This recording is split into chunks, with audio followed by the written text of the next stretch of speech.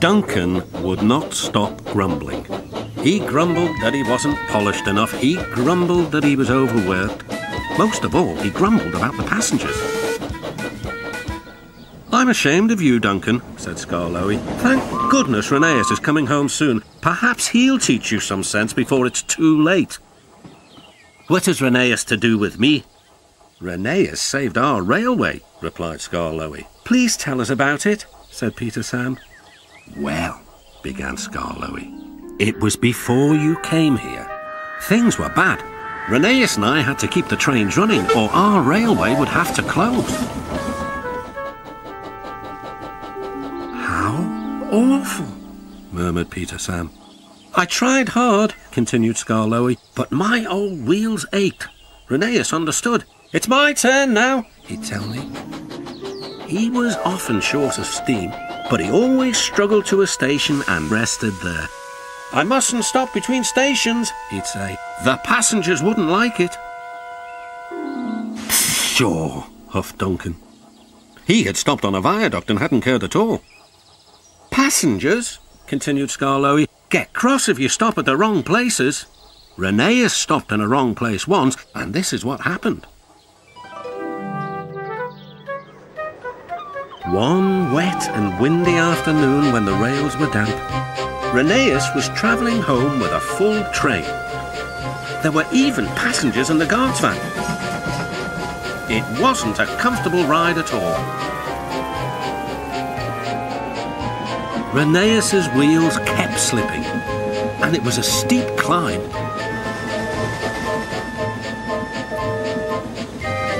At last, his wheels gripped the rails again.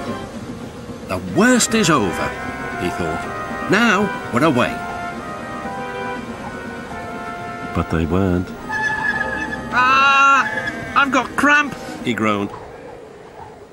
And Rheneas stopped on the loneliest part of the line. His driver examined him carefully. "Your valve gear has jammed. We need to reach the next station. Do you think you can still get us there?" "I'll try," replied Rheneas.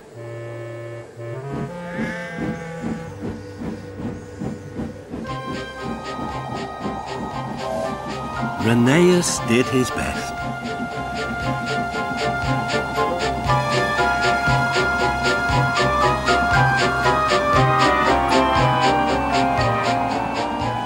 "If I fail," he thought to himself, "the passengers will be cross and the railway will close."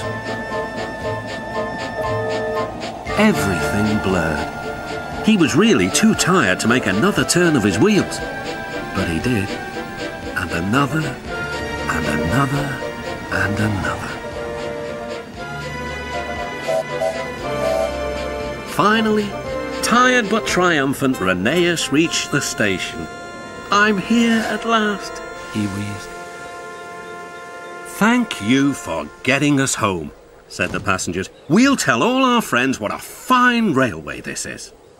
His driver was delighted. "You're a gallant little engine," he said to Rheneas. "When you're rested, we'll mend you so you'll be ready for tomorrow." And, smiled Skarloey, Rheneas was always ready for tomorrow.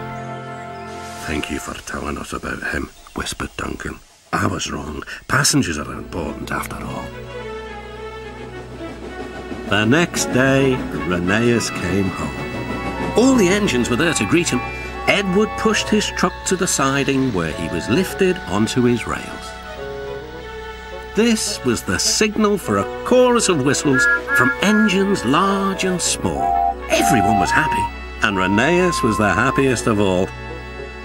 "You know," he whispered to Skarloey, "this helps a little engine to feel that at last he has really come home."